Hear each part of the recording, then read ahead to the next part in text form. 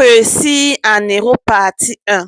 J'ai vu une coach l'autre jour, bon, du côté du Nigeria, beaucoup de gens demandaient, mais tu n'es pas marié, comment est-ce que tu es coach de mariage et tout ça là? J'ai seulement secoué la tête. Vous voyez dans la vie, si là, quelqu'un peut être coach de mariage sans se marier et la personne a l'expérience du mariage. Allez faire vos recherches.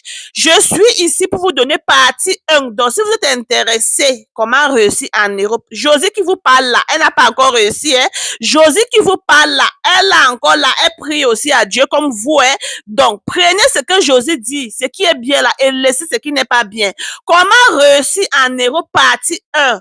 Voilà, j'ai eu à causer avec 1, 2, 3, 4, 5, 6, 7, 8, jusqu'à, j'ai eu à causer avec les gens, j'ai pris pour eux d'histoire, les expériences aussi de l'Europe et tout ça là. J'ai dit, non, Josie, il est temps pour toi de faire les contenus comme ceci. Il est temps pour toi d'éduquer certaines personnes.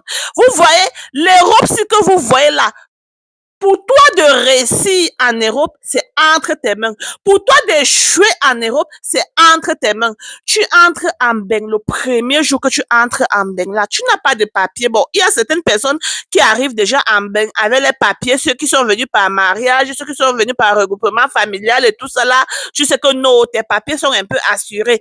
Mais pour ceux qui viennent là, tu te retrouves sans papier, sans rien. Premier jour de l'Europe là, peut-être on te donne une chambre de te, bon, peut-être on te loge, non? Tu t'assois là-bas. Premier des choses que tu dois faire dans ta vie, premier des choses, sans oublier, tu dois t'engenouiller. Tu dois prier à Dieu de te donner la direction, de te donner la sagesse. Parce que ici en Europe, tant que tu n'as pas la direction, tu échoues. Tant que tu n'as pas la sagesse, tu échoues.